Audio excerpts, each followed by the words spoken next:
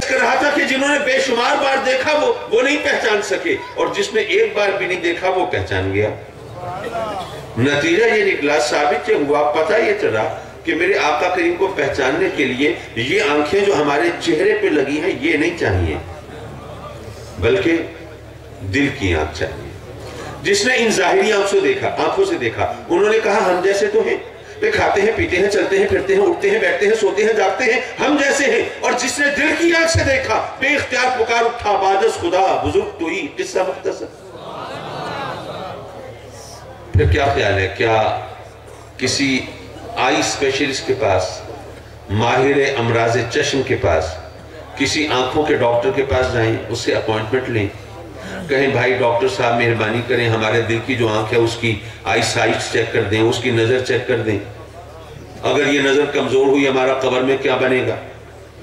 کیا دنیا کا کوئی ڈاکٹر ہمارے دل کی آنکھ کی نظر چیک کر سکتا ہے؟ نہیں۔ کیوں نہیں کر سکتا؟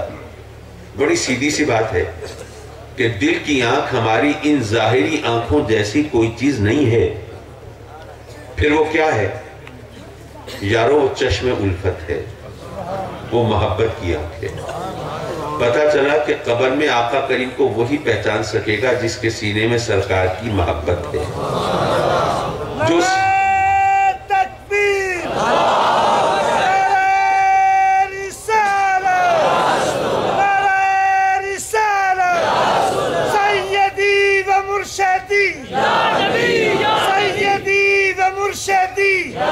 تیری جان میری جان سب سے گنبد پہ قربان، تیری جان میری جان، تیری جان میری جان، نعرہ رسالت، نعرہ حیدری۔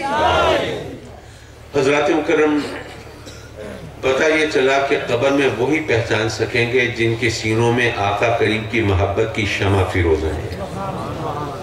یہ علماء کرام، یہ واعظین، یہ خطبہ، یہ علماء، یہ اہل سنت کے نمائندے اگر ہر محفل میں، ہر مجلس میں، ہر موقع پر اگر عشق رسول کا درس دیتے ہیں تو یارو نعرے لگوانے کے لیے نہیں، اور تقریریں سجانے کے لیے نہیں، اور داد سمیٹنے کے لیے نہیں، یہ اس لیے ہے کہ قبر کی منزل آسان ہو جائے۔ اور ظاہر ہے جس کی قبر کی منزل آسان ہو گئی اسے اور کیا چاہیے؟ حضرات مکرم، بات دور نکل گئی۔ میں یہ عرض کر رہا تھا کہ قبر میں سوال و جواب ہوتے ہیں، اگر سوالوں کے جواب صحیح دیے جائیں تو قبر میں اللہ کی نعمتوں کا اور ثواب کا سلسلہ شروع ہو جاتا ہے، اور اگر سوالوں کے جواب غلط دیے جائیں تو قبر میں عذاب کا سلسلہ شروع ہو جاتا ہے۔ یعنی قبر میں پہلے سوال و جواب ہوتے ہیں اور اس کے بعد عذاب و ثواب ہوتا ہے۔ اب کوئی بحری جہاز جا رہا ہے سمندر میں، وہاں ڈوب گیا، مسافر لقمہ اجل بن گئے، مچھلیاں کھا گئی، قبر ملی نہیں، ان سے سوال و جواب ہوں گے کہ نہیں ہوں گے؟ قبر تو نہیں ملی، اب فرشتے کیا مچھلیوں کے پیٹ میں جائیں گے؟ اور اگر ایک بندے کو کئی مچھلیوں نے مل کے کھایا ہو تو فرشتے بھی گھن چکر بن جائیں گے، کس کس کے پیٹ میں جائیں گے؟ آپ جانتے ہیں کہ جو ہندو ہیں وہ اپنے مردوں کو قبروں میں نہیں دفناتے، چیتا بنا کے آگ لگا دیتے ہیں اور رات کو بھی گنگا میں بہا دیتے ہیں۔ اور فرض کیجئے ایک ہندو مر گیا، اس کی چیتا بنائی، جلائی، راکھ گنگا میں بہا دی، قبر میں تو دفنایا نہیں، پھر سوال و جواب ہوں گے کہ نہیں؟ اگر نہیں ہوں گے تو پھر تو بڑا آسان اس کا ہاتھ لگ گیا۔ جس بندے کے بارے میں بھی ہمیں پتہ چلے کہ اس کے ساتھ قبر میں اچھا سلوک نہیں ہوگا، اسے قبر میں دفنانا ہی نہیں چاہیے، اس کی بھی چیتا بنا دو، جو ہوگا قیامت میں دیکھا جائے گا، اس وقت تک تو جان چھوٹتی ہے۔ قبر میں سوال و جواب ہر ایک سے ہوں گے، چاہے قبر ملی یا نہیں ملی پھر بھی ہوں گے، آگ میں جل گیا پھر بھی ہوں گے، پانی میں ڈوب گیا پھر بھی ہوں گے، مچھلیاں کھا گئی پھر بھی ہوں گے۔ یارو کیسے ہوں گے؟ قبر میں تو نہیں گیا یارو، یہ دنیا میں جس کو ہم قبر کہتے ہیں یہ محض قبر کی ایک نشانی ہے، اصل میں قبر عالم برزخ میں ہوتی ہے، ہر ایک وہاں ضرور پہنچتا ہے اور سوال و جواب وہیں پہ ہوتے ہیں۔ اگر ابھی بھی کوئی کسر رہ گئی تو چلیے ایک اور حدیث سن لیجئے۔ میرے آقا کریم فرماتے ہیں کہ ہر قبر دو حال میں سے کسی ایک حال سے خالی نہیں، ہر قبر یا جنت کا باغ یا دوزخ کا گڑھا۔ اچھا ہم قبرستان میں بیٹھے ہیں، کبھی قبریں پرانی ہو جاتی ہیں، بوسیدہ ہو جاتی ہیں، بیٹھ جاتی ہیں، دہل جاتی ہیں، کبھی بارشوں سے، کبھی سیلاب سے، کبھی زلزلے سے، پھر مردوں کی ہڈیاں چمکنے لگتی ہیں، پھر اللہ کسی صاحب خیر کو توفیق دیتا ہے، وہ قبروں کی مرمت کرا دیتا ہے۔ آپ نے بھی کئی قبریں کھلی ہوئی دیکھی ہوں گی۔ کبھی کسی قبر میں کوئی جنت یا دوزخ کی کوئی نشانی نظر آئی؟ کوئی چنگاری، کوئی انگارہ، کوئی عذاب کی کیفیت، کوئی آگ کے شعلے، کچھ کوئی نہیں نظر آیا۔ کبھی کوئی جنت کی کوئی نشانی، کوئی کلی، کوئی پھول، کوئی حور چہل قدمی کرتے ہوئی نظر آئی ہو آپ کو؟ نہیں، میرا بھی خیال ہے نہیں آئی ہوگی، ورنہ آپ نے وہیں چھلانگ لگا دی ہوتی، یہاں کہاں بیٹھے ہوتے۔ یارو آقا کریم کا فرمان ہر قبر یا جنت کا باغ یا دوزخ کا گڑھا، لیکن ہمیں کسی قبر میں جنت یا دوزخ کی کوئی نشانی نظر نہیں آئی۔ کیوں؟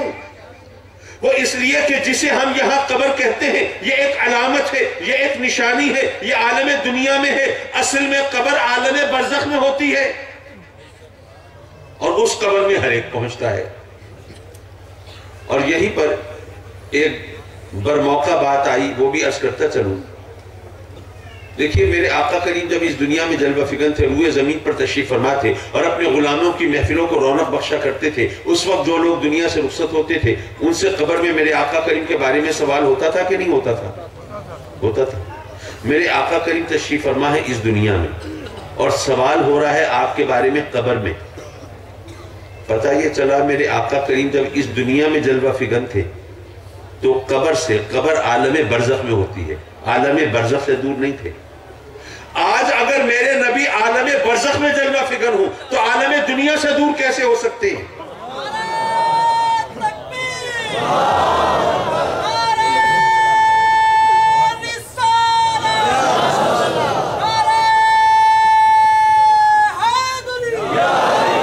یارو یہ جو عالموں کی تقسیم ہے، یہ عالم دنیا ہے، یہ عالم برزخ ہے، یہ عالم آخرت ہے، یہ عالم تحت ہے، یہ عالم فوق ہے، یہ عالم امر ہے، یہ عالم خلق ہے، یہ عالم نوم ہے، یہ عالم بیداری ہے۔ ارے یہ عالموں کی تقسیم تمہارے اور میرے لیے ہے، میرے نبی کے لیے نہیں۔ وہ اس لیے کہ میرے اللہ نے اپنے نبی کو، اپنے محبوب کو تمام عالموں کے لیے رسول رحمت بنا کر بھیجا ہے۔ وہ جب تمام عالموں کے لیے رسول رحمت ہے تو پھر کسی بھی عالم سے وہ دور نہیں ہے۔ معاف کیجئے، میں حدیث پر کلام کر رہا تھا، بات بہت دور چلی گئی۔ میں یہ عرض کر رہا تھا میرے آقا کریم حضور علیہ السلام نے کھجور کے پتے توڑے اور قبروں پہ ڈالے اور فرمایا کہ جب تک یہ ہرے بھرے ہیں، سرسبز ہیں، اس وقت تک ان کی حمد و تسبیح سے قبر والوں کے عذاب میں کمی ہوتی رہی۔ اچھا میرا سوال یہ ہے کہ کھجور کے پتے کوئی اللہ کے ولی ہیں، کوئی بہت پہنچے ہوئے برگزیدہ بندے ہیں، وہ پتے ہی تو ہیں۔ یارو اگر ان کھجور کے پتوں کی حمد و تسبیح سے قبر والوں کو فائدہ ہو سکتا ہے، ان کے عذاب میں کمی ہو سکتی ہے، تو اے مومنو تمہاری قرآن خوانی اور حمد و تسبیح سے فائدہ کیوں نہیں ہو سکتا؟ کیا تم کھجور کے پتوں سے بھی گئے گزرے ہو؟ اچھا ایک بات اور، یہ کھجور کے پتے جب خشک ہو جائیں گے تو کیا حمد و تسبیح کرنا چھوڑ دیں گے؟ نہیں۔ قرآن کی گواہی تو یہ ہے کہ کائنات کی ہر شے اللہ کی حمد و تسبیح کرتی ہے، وہ خشک ہے یا تر ہے، وہ عظیم ہے یا حقیر ہے، وہ مقدس ہے یا ناپاک ہے۔ کائنات کی ہر چیز اللہ کی حمد و تسبیح کرتی ہے۔ وہ ان قبروں کے اوپر مٹی اور پتھر بھی تو ہیں، وہ بھی تو حمد و تسبیح کر رہے ہیں۔ کیا ان کی حمد و تسبیح سے قبر والوں کو فائدہ ہو رہا ہے؟ نہیں۔ وہ پتے جب خشک ہو جائیں گے تب بھی ان کی حمد و تسبیح سے قبر والوں کو فائدہ نہیں ہوگا۔ یارو پتہ یہ چلا کہ حمد و تسبیح کرنے والوں کی دو قسمیں ہیں۔ ایک وہ ہیں جن کی حمد و تسبیح سے خود ان کو بھی فائدہ نہیں ہوتا۔ یہ مٹی پتھر حمد و تسبیح کر رہے ہیں، کیا درجات بلند ہو رہے ہیں؟ کیا ان کے مراتب میں اضافہ ہو رہا ہے؟ اللہ کے قرب کی منزلیں طے کر رہے ہیں؟ حاصل حصول کچھ نہیں، اللہ کی طرف سے ڈیوٹی ہے، حمد و تسبیح کر رہے ہیں لیکن ان کو فائدہ تو کچھ نہیں۔ حمد و تسبیح کرنے والوں کی دو قسمیں ہیں۔ ارے ایک وہ جن کی حمد و تسبیح سے خود ان کو بھی فائدہ نہیں ہوتا، اور ایک وہ جن کی حمد و تسبیح سے دوسروں کو بھی فائدہ ہوتا ہے۔ اب مسئلہ بڑا آسان ہو گیا، اب مشکل آسان ہو گئی، الجھنیں دور ہو گئی۔ اب کچھ مولوی کہتے ہیں کہ جناب یہ قرآن خوانی، یہ حمد و تسبیح، یہ پڑھنا پڑھانا، یہ سب ڈھکوسلا ہے، یہ بیکار ہے، یہ کھانے پینے کے بہانے ہیں، ان کی کوئی حیثیت نہیں ہے، خامخواہ ایسے ہی کہتے ہیں لوگ۔ اور کچھ کہتے ہیں کہ نہیں، اس سے فائدہ ہوتا ہے۔ تو یارو وہ مسئلہ نہیں بتاتے، یہ دونوں اپنی قسم بتا رہے ہوتے ہیں کہ ہم کون سی قسم سے ہیں۔ اب یہ فیصلہ آپ کو بھی کرنا ہے کہ آپ اپنا شمار کس میں کرتے ہیں۔ حضرات مکرم، میں عرس کی مناسبت سے ایک آدھ بات اور عرض کروں جس میں نصیحت کا پہلو بھی ہو، اور پھر میں آپ کی جان چھوڑ دوں۔ لوگ کہتے ہیں کہ اچھا جی آپ پیروں فقیروں کو مانتے ہیں، چلو کوئی بندہ یہاں پہ موجود ہے دنیا میں، وہ آپ کے لیے دعا کرے، آپ کو کوئی رہنمائی کرے، آپ کو فائدہ پہنچائے۔ جب دنیا سے رخصت ہو گیا پھر وہ کیا کر سکتا ہے؟ تو آپ یہ پیروں فقیروں کی قبروں پہ جاتے ہیں، جناب قبروں کی پرستش کرتے ہیں، آپ قبر پرست ہیں، ہمارے اوپر یہی الزام ہے۔ پہلے تو یہ بات یاد رکھیے کہ ہم اہل سنت، ہمارا ایمان ہے کہ اللہ کے سوا سجدہ کسی کو جائز نہیں۔ اگر کوئی اللہ کے سوا کسی اور کو سجدہ کرے، چاہے وہ میرے آقا کریم حضور علیہ السلام کیوں نہ ہو، آقا کریم کی قبر انور کیوں نہ ہو، روضہ اطہر کیوں نہ ہو، اللہ کے سوا کسی کو سجدہ اگر عبادت سمجھ کے کرے تو مشرک، اور تعظیم سمجھ کے کرے تو ایک حرام کام کا مرتکب۔ سجدہ صرف اللہ کے لیے ہے، اللہ کے سوا سجدہ کسی اور کے لیے نہیں ہے۔ اب یہاں پر ذرا ایک بات سمجھاتا چلوں۔ دیکھیں بھائی، یہ بات اپنی جگہ درست ہے، میں مانتا ہوں، بالکل صحیح ہے کہ ہم میں سے بعض لوگ عقیدت اور محبت کے مارے، جن کو مسئلے سے واقفیت نہیں ہوتی، جو پڑھے لکھے نہیں ہیں، جو جاہل ہیں، بعض اوقات عقیدت اور محبت کی فراوانی میں جا کر قبروں پر، مزارات پر وہ سجدے کی صورت بنا لیتے ہیں۔ یہ بات اگر کوئی غلط بات ہے ہم میں تو اس کو ماننا چاہیے، انکار نہیں کرنا چاہیے، اور اس غلطی کو دور کرنے کی کوشش کرنی چاہیے۔ اللہ کے فضل و کرم سے ہم اس آستانے پر ہیں جہاں علم کی روشنی بانٹی جاتی ہے، جہاں علم کا اجالا بکھیرا جاتا ہے، جہاں لوگوں کی ہدایت کی جاتی ہے اور ان کو سمجھایا جاتا ہے۔ میرے والد گرامی رحمۃ اللہ علیہ کے مزار پر بھی آ کر دیکھ لیجئے، وہاں پر لکھا ہوا ہے کہ قبر کی طرف منہ کر کے نماز پڑھنا بھی جائز نہیں۔ حالانکہ نماز میں تو ظاہرہ سجدہ اللہ کو ہوتا ہے، کسی اور کو نہیں ہوتا، لیکن مسئلہ اسی طرح بتایا گیا ہے کہ اگر کوئی نماز پڑھتے ہوئے قبر کی طرف منہ کیا ہوا ہو اور ظاہر صاحب قبر سے اس کی کوئی عقیدت و محبت ہو، تو شیطان دل میں وسوسہ ڈال سکتا ہے کہ چلو بھائی سجدہ اللہ کو کرنا تھا، ساتھ ہی پیر صاحب کو بھی ہو گیا، ایک تیر سے دو شکار ہو گئے۔ اس لیے نماز پڑھتے ہوئے بھی قبر کی طرف کرنا، منہ کر کے سجدہ کرنا جائز نہیں، اور خاص قبر کو سجدہ کرنے کی تو بالکل اجازت نہیں۔ تو ہم میں سے بعض لوگ جاہل ہوتے ہیں، اور بے شک ان کو ہم سمجھاتے ہیں، بتاتے ہیں، اور اگر کوئی نہ مانے تو ہم اعلان کر دیتے ہیں کہ بھائی اس سے ہمارا کوئی تعلق نہیں، یہ ہمارے اوپر الزام، اس کا میں نے جواب دیا۔ اچھا ہمارا ان سے کیا شکوہ ہے؟ ہمارا شکوہ یہ ہے کہ تم نے نبی پاک کی شان میں گستاخیاں کی ہیں۔ تم اپنے بڑوں کی کتابیں اٹھا کے دیکھ لو، اب وہ تو الفاظ دہراتے ہوئے بھی دل کانپتا ہے، لیکن صرف بات کے تسلسل کو جاری رکھنے کے لیے ذرا ایک بات دہراتا چلوں کہ اگر کوئی کسی کی کتاب میں یہ لکھا ہو کہ نماز میں آقا کریم کا خیال آنے سے بہتر ہے معاذ اللہ معاذ اللہ معاذ اللہ گدھے یا بیل کا خیال آ جائے، تو ذرا سوچئے یہ کوئی مسلمان اس کو قبول کرنے کے لیے تیار ہوگا؟ حضرات مکرم، اب ہمارا بھی الزام ہے کہ جناب تم شان رسالت میں گستاخی کرنے والے، ان کا بھی الزام ہے کہ قبروں کو سجدے کرنے والے، لیکن ان میں ایک بہت واضح فرق ہے۔ اگر وہ فرق آپ کی سمجھ میں آ جائے تو مشکل آسان ہو جائے۔ یارو الزام ہم پر بھی ہے، الزام ان پر بھی ہے۔ فرق یہ ہے کہ ہم پر الزام ہے تو ان لوگوں کی وجہ سے جو مسئلے سے واقف نہیں، جو اندھی عقیدت و محبت میں آ کے قبروں پہ سجدے کر لیتے ہیں، اور جو ہمارے صاحبان علم ہیں ان کو روکتے ہیں، منع کرتے ہیں، ٹوکتے ہیں، سمجھاتے ہیں، اور اگر وہ باز نہ آئیں تو اعلان کر دیتے ہیں ہمارا ان سے کوئی تعلق نہیں۔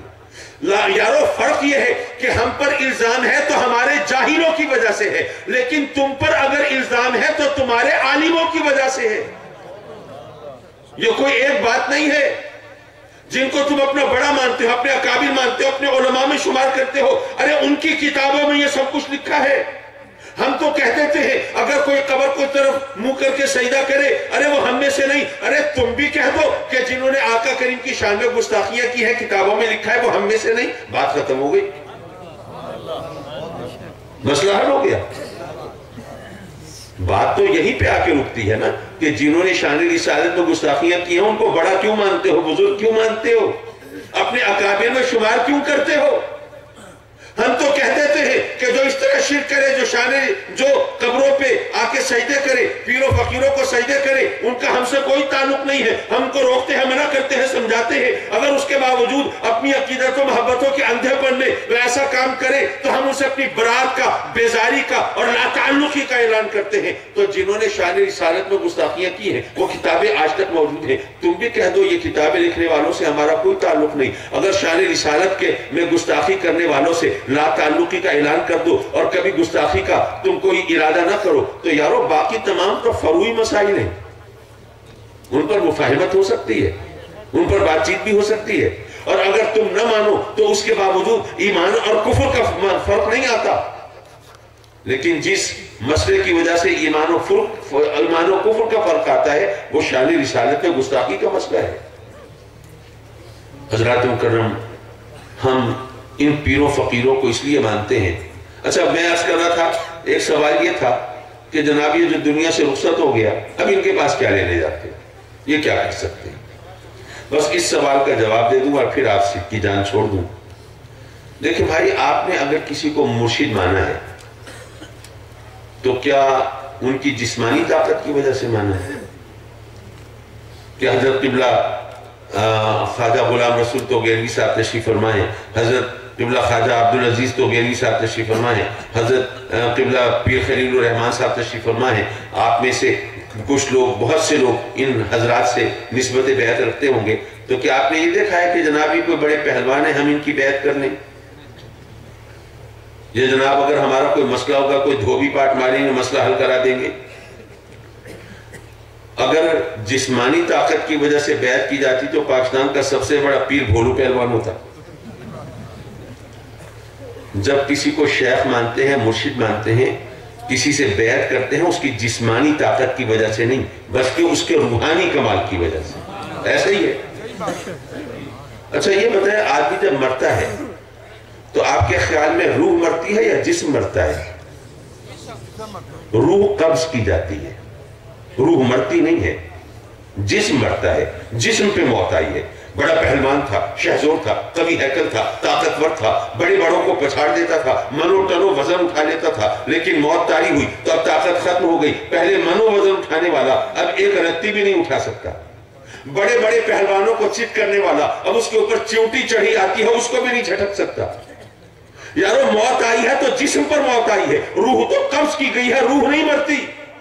یارو جسم مر گیا, جسمانی طاقت ختم ہو گئی لیکن روح نہیں مری. جب روح پر موت نہیں آئی تو روحانی کمال بھی باقی ہے, اور ہماری پیروں سے نسبت اور تعلق وہ ان کے روحانی کمال کی وجہ سے ہوتا ہے, جسمانی طاقت کی وجہ سے نہیں ہوتا. تو بات تو یہاں پہ ختم ہو جاتی ہے. حضرات محترم, ہم اہل سنت ہیں اور یہ جو ہمارا عقیدہ ہے یہ ہمیشہ سے یہ چلا رہا ہے. میرے آقا کریم حضور علیہ السلام کا روضہ اقدس آج ہم نے نہیں بنایا, یہ اسلام کی تاریخ اٹھا کر دیکھ لیجئے. اچھا یہ ایک تاریخی حقیقت جس میں جغرافیہ بھی ہے, تاریخ بھی ہے, پیش نظر رکھیے کہ دنیا میں وہ تمام ممالک جہاں مسلمانوں نے ایک طویل عرصے تک قیام کیا ہے, دنیا میں کوئی ملک ایسا نہیں ہے جو جہاں پر مسلمانوں نے ایک طویل عرصے تک قیام کیا ہو اور وہاں کسی نہ کسی بزرگ کا مزار نہ ہو. اگر سعودیہ والے مزارات کو منہدم کرنے پہ تلے ہوئے ہیں تو وہاں پر بھی گنبد خضرا ہمارے عقیدے کی حفاظت کر رہا ہے. حضرات محترم, یہ اسلام کا ایک مزاج ہے جو صدیوں میں ہمارے سامنے آیا ہے اور کسی وقت بھی یہ تبدیل نہیں ہوا, یہ بدلا نہیں ہے. اور ہم اہل سنت اسی مزاج کے ہم محافظ ہیں, اسی کے مطابق چلنے والے ہیں. یہ پیروں فقیروں سے ہمارا رشتہ یہ کس لیے ہے؟ صرف یہ بات دو جملوں میں. بہت سے لوگ مرید اس خیال سے ہوتے ہیں کہ جی ہم جائیں گے مرید ہوں گے بس وہ دعا کریں گے ہمارا کوئی لاٹری نکل آئے گی، کوئی پرائز بانڈ نکل آئے گا، ہماری جناب فصل بہت اچھی ہو جائے گی، ہماری جناب وہ اولاد نہیں ہے اولاد ہو جائے گی، یہ مشکل ہے یہ آسان ہو جائے گی۔ بے شک رب کائنات اپنے محبوب مقبول بندوں کی دعاؤں کے صدقے میں یہ سب کچھ بھی عطا فرماتا ہے، اس کا انکار نہیں، لیکن اصل میں اگر کسی کے ہاتھ میں ہاتھ دینا ہے تو وہ اس لیے دو کہ وہ تمہاری رہنمائی کریں گے، تمہاری تربیت کریں گے، صحیح اور غلط کا شعور دیں گے، تمہیں صراط مستقیم پر چلائیں گے، جہنم کے ایندھن سے بچائیں گے اور جنت کا راستہ دکھائیں گے۔ یارو پہلے تو خانقاہی نظام تھا، وہاں پر کیا ہوتا تھا؟ وہاں پر 25 30 40 سال تک وہاں پر مرید ہوتے تھے، وہاں پر جناب وہ چلہ کشی کرتے تھے، عبادت و ریاضت کرتے تھے، راہ سلوک کی منازل طے کرتے تھے، اور تب کہیں جا کر کسی کو خلافت نصیب ہوتی تھی۔ اور آج کل ہم نے شارٹ کٹ ڈھونڈ لیے، ایک دن مرید ہوئے اور مرید ہونے کے ساتھ ہی جناب دستار بندی ہو گئی، خلافت عطا کر دی گئی۔ ایسا ہوتا ہے کہ نہیں ہوتا؟ مجھے نہیں پتا، معاف کیجئے، میں یہاں پہ بیٹھا ہوں، یہاں پر اگر کہیں پر یہ بھی ہو سکتا ہے جیسے حضور شہاب الدین سہروردی رضی اللہ تعالیٰ عنہ نے اگر حضور بہاؤالدین ذکریہ کو فوراً خلافت عطا فرما دی تھی، اور جب معترضین نے اعتراض کیا تھا کہ یہ ہم 25 سال سے 30 سال سے خدمت کر رہے ہیں، ہمیں خلافت نہیں ملی اور یہ جناب 2 دن پہلے آیا ہی اسے خلافت دے دی، تو آپ نے فرمایا کہ تم گیلی لکڑیاں ہو، یہ خشک لکڑی ہے۔ اس نے وہ حدت، وہ عشق کی تپش وہ فوراً قبول کر لی ہے، اس میں وہ آگ بھڑک اٹھی ہے، اور تم گیلی لکڑیاں ہو، تمہیں سوکھنے میں وقت لگے گا۔ اگر کوئی ایسی ہستی ہو تو اس کو خلافت یقیناً فوراً دی بھی جا سکتی ہے، اس کے بارے میں تو کوئی دوسری بات نہیں، لیکن میں یہ عرض کر رہا تھا کہ پہلے یہ راہ سلوک سے گزارا جاتا تھا، لیکن آج کل ہمارے جو نہ وہ عشق میں رہی گرمیاں، نہ وہ حسن میں رہی شوخیاں، نہ وہ غزنوی میں تڑپ رہی، نہ وہ خم ہے زلف ایاز میں۔ اب جناب وہ مرید بھی جب پوچھتے ہیں نا وظیفہ، تو پہلا سوال یہ ہوتا ہے کتنے دن کرنا ہے؟ ایسا ہے کہ نہیں ہے؟ کوئی وظیفہ پوچھنے سے کتنے دن کرنا ہے؟ بھائی ابھی تو شروع بھی نہیں کیا، اور پھر مثالیں دیتے ہیں ان بزرگوں کی جن کی خدمت میں کئی برس تک لوگ چلہ کشی کرتے تھے، ریاضت کرتے تھے، عبادت کرتے تھے، اور پھر جا کے کسی منزل پر پہنچتے تھے۔ مثالیں ان کی دیتے ہیں، اور پھر ماشاءاللہ ایک بات اور بھی کرتے ہیں، حضور غوث پاک کی بارگاہ میں وہ جناب چور آیا تھا اور کس طرح اس کو جناب ولایت عطا فرما دی تھی۔ ہم بھی آپ کی نظر کرم کے محتاج ہیں۔ لوگ یہ سمجھتے ہیں کہ شاید ولی ہونے کے لیے پہلے چور بننا ضروری ہے۔ یارو یہ تو ایک آدھ مثال ہے کہ کوئی چور اس طرح سے آئے اور آپ کی نگاہ کرم پڑی اور وہ ولی بن گیا، لیکن یہ ایک آدھ مثال اپنی جگہ، اور وہ جو ایسی باقی تمام اولیاء جو ہیں یارو وہ اس طرح چور سے ولی نہیں بنے۔ انہوں نے برسوں ریاضت کی ہے، عبادت کی ہے، اپنے شیخ کی جوتیاں سیدھی کی ہیں، ان سے عقیدت و محبت کے رشتے جوڑے ہیں، راہ سلوک کی منزلوں کی سختیاں اٹھائی ہیں، اور پھر جا کے اس مقام پر پہنچے ہیں۔ لیکن ہم چونکہ شارٹ کٹ کی تلاش میں رہتے ہیں، اس لیے ہم چور کی مثال دیتے ہیں، اور باقی وہ ایک ایگزیمپشن ہے، وہ ایک استثناء ہے، اور باقی جو راہ سلوک کی منزلیں ہیں ان کو فراموش کر دیتے ہیں۔ میں نے یہ باتیں مجھے نہیں پتا ذوق پر بار گزری ہو تو اس کے لیے معذرت، لیکن یہ حقیقتیں تھی، مجھے آپ کی خدمت میں عرض کرنا تھا، تو اس لیے جو مرید ہیں وہ بھی ذرا تھوڑا سا وہ اس صبر اور تحمل سے پیر صاحب کے بتائے ہوئے وظائف پر جو انہوں نے ان تعلیمات کی ہو، جو تلقین کی ہو، اس پر عمل کریں، تھوڑا صبر اور حوصلے سے کام لیں، پھر دیکھیں کہ ان کے لیے راستوں میں چراغ جلتے ہیں کہ نہیں، روشنی ملتی ہے کہ نہیں، اور وہ صراط مستقیم ان کو نصیب ہوتی ہے کہ نہیں، اور منزل مراد ان کا مقدر بنتی ہے کہ نہیں۔ وآخر دعوانا ان الحمدللہ رب العالمین۔